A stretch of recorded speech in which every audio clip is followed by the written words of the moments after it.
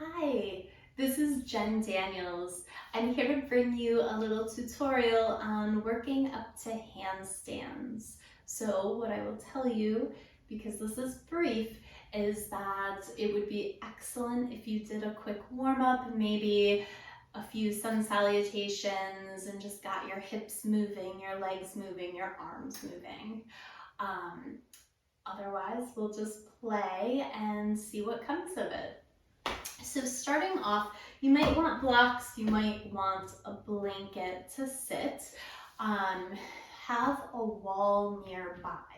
So there's a couple of principles I want to talk about before we move into anything here. So the big thing for handstands is arms have to stay straight. I know that sounds maybe obvious, but I find that when we work in handstands, the biggest challenge is that people want to bend their elbows. And you have to promise me right now, just promise yourself, look at your elbows and say, I will stay straight. It's really important. The other thing that is really important is we want to make sure that our arms indeed can go overhead. Again, I realize this probably sounds obvious, but it's amazing how challenging these things truly are. So we'll play with that quickly. And then we want to make sure that we can get our hips stacked over our shoulders. Now, if you haven't had gymnastics in your life or haven't played around a lot in arm balances, the idea of having your hips over your head and over your shoulders, your brain is going to say, this isn't right. Well, your brain is smart because typically our shoulders remain over our hips, right? So we have to kind of counterbalance that fear. It's an innate fear. It makes sense. So if you're coming into this and your body and your brain are like, what in the heck am I doing? You're normal. Isn't that always good to feel? And if you're like, oh, this is awesome, I love being upside down, you're crazy like me, and that's got to be great too, right? So as we move, be sure you have a wall nearby. Only do what makes sense and rest in child's pose or whatever your favorite rest pose is when you're over it. So we're actually going to get started on our back. So as we lower down onto our back, just rest for a moment in a constructed rest pose with your feet wide, knees knocked in towards center, just so that you can feel your pelvis neutral. So a big part of getting into a handstand is to make sure that our tail isn't tucked and our tail isn't sticking out back behind us with a big arch in our back. We want to stay neutral in our pelvis. So we're going to practice keeping our pelvis neutral, energetically pulling our ribs toward our hips. So the entire time we're playing, we want to have a shortened space between our ribs and hips instead of extension in our low back. Try to stay somewhat contracted here. Keep that and then float your hands down by your hips, palms facing down. Inhale, stretch your arms up so that your fingertips face the ceiling and just re-engage through your center. Keep that. And then exhale, float your arms up overhead. Now you might notice the spaces that feel tight, acknowledge it. If your hands, the backs of your hands don't touch the earth behind you, don't fear, just know that that's where the work is for your body.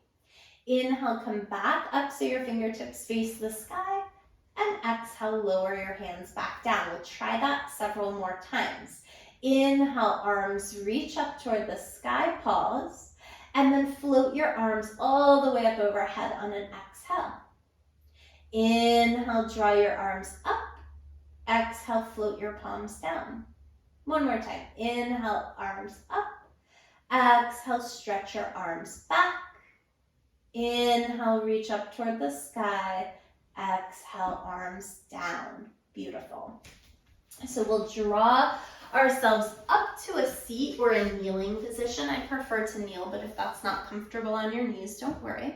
We're going to take a block out in front of us just to kind of test what's going on with our shoulders. Take your hands and press to the short sides of your blocks. If you have a foam block, you're going to be a way happier camper than me with the cork block. They're just a little bit heavier, but it's good for you. Press into your hands and press so that your arms are as straight as you can get them. And then we're going to play what I like to call the box of chocolates game. I really like chocolates, but I also like to share, but there's like this little fight that happens in me because I want all the chocolates for me. So we're gonna pretend our block is a box of chocolates. We'll reach our arms out. Our elbows will stay straight. I'm gonna face to the side so you can see this. Your shoulders are stacked over your hips, ears over your shoulders. Press the block forward, or the box of chocolates forward, and then decide you want them all to yourself. Keep your elbows straight, plug your shoulders back. Press forward, plug back. See how we're giving our chocolates and then we're drawing them back toward us. Everything has to be about food for me. Drawing your shoulder blades back, pulling them forward, and playing here a few more times. Very nice.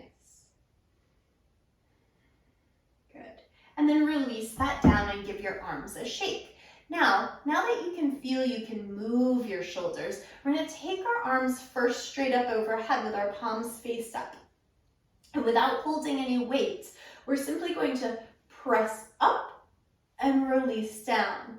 Press up and release down. And as you do, can you feel your back body, your latissimus dorsi, maybe stretch a little bit around your shoulder blades, around your ribs? Again, press up and then pull down. One more time, press up and pull down. Now with the feelings we just felt and the heat we might have built in our shoulders, we're going to lower back down onto our backs and come into a hollow hold. This might be everybody's least favorite shape, but it's really important to work our handstands.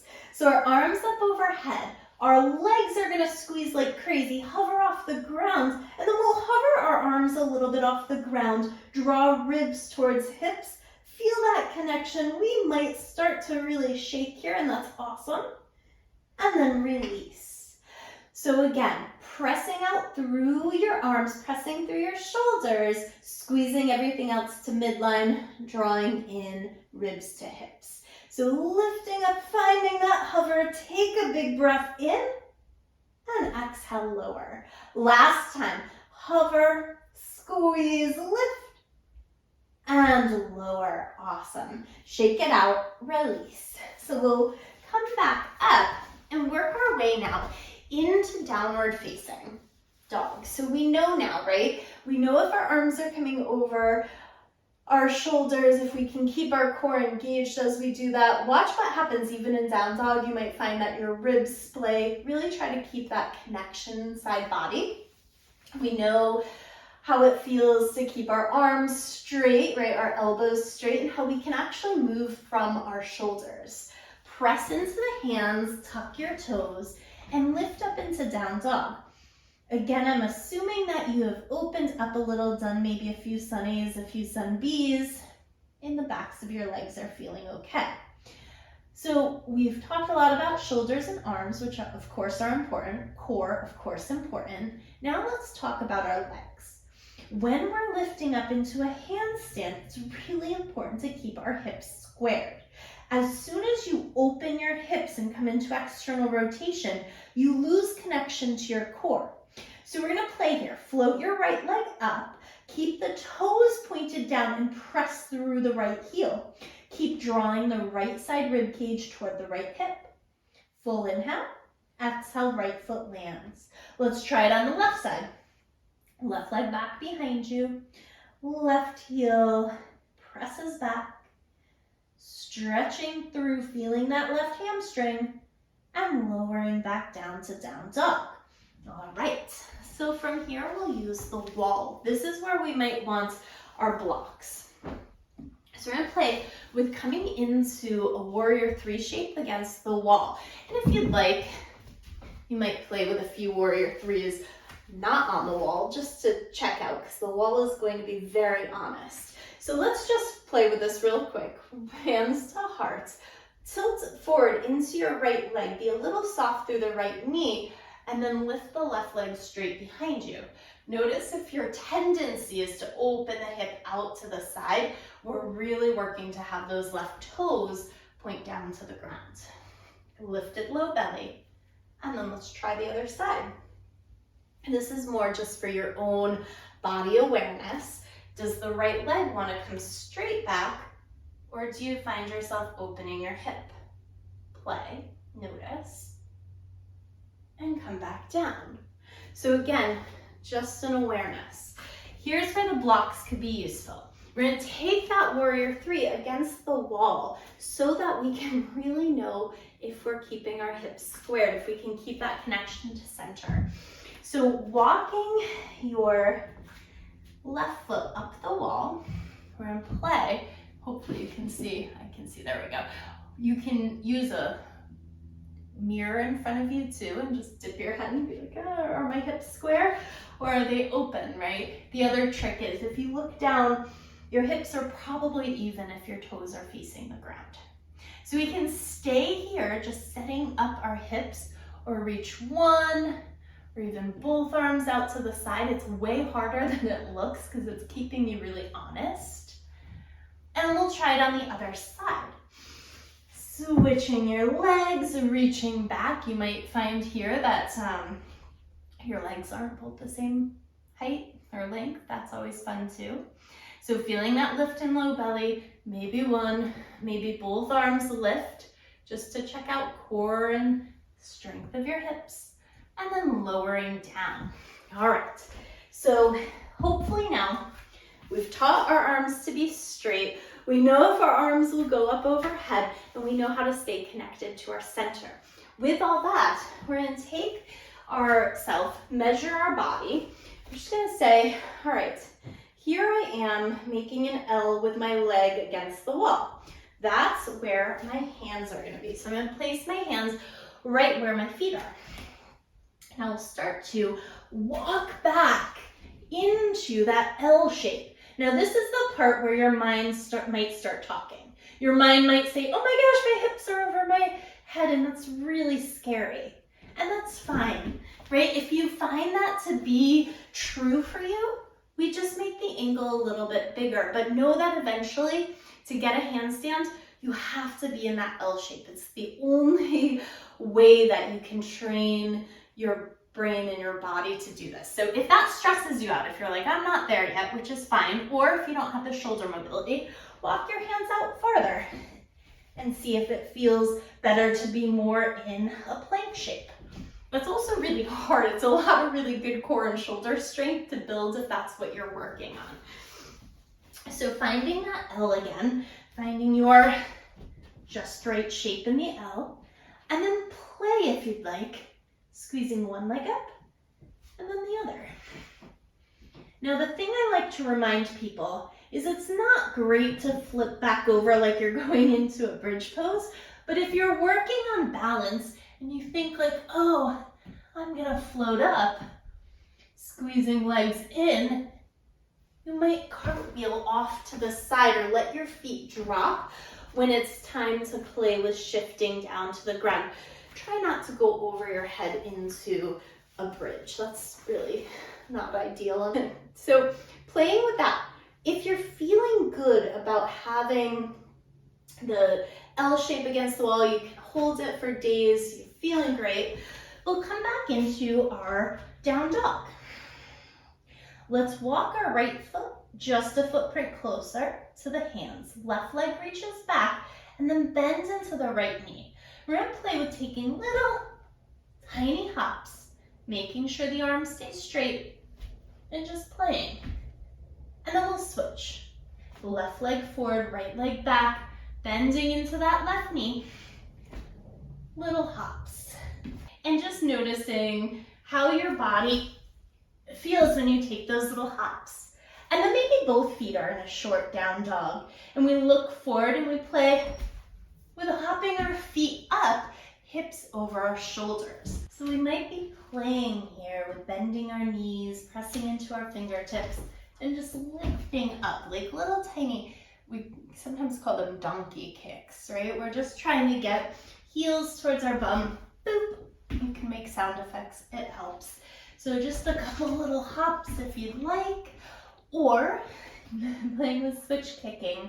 So lifting one leg up, and then lifting the other, and just alternating which leg is lifted. And you might find that you get a little air. You catch a little moment where you're floating.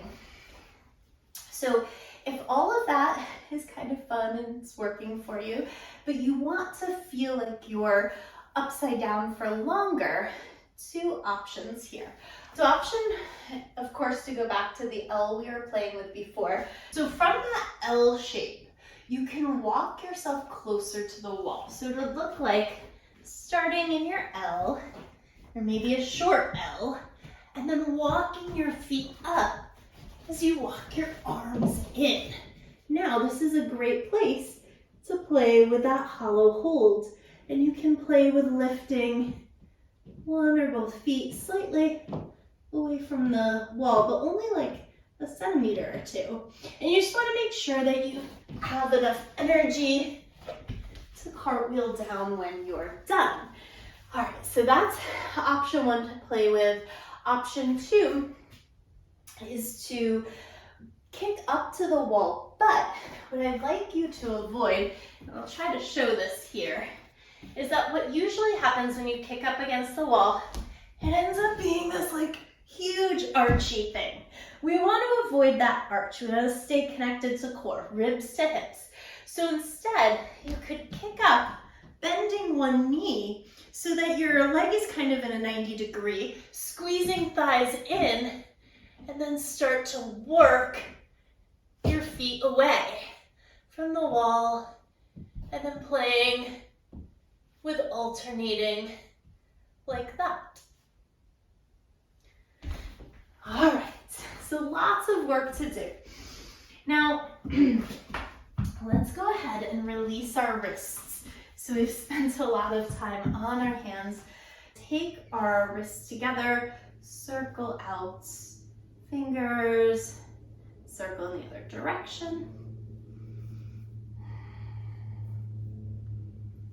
Good. Shake that out.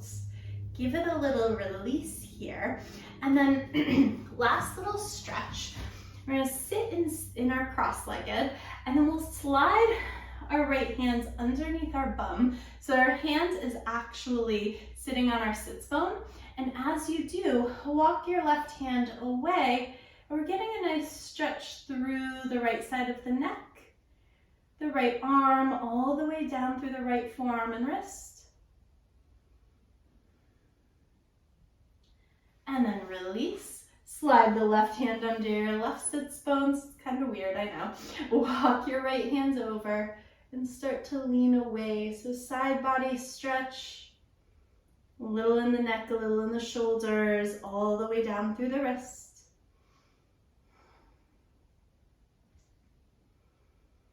And come back up to center, give it a shake. Find yourself in a seated meditation or release in a few stretches. I hope you enjoyed this practice. Play with what you'd like, do what makes sense. I wish you abundant joy. Be well.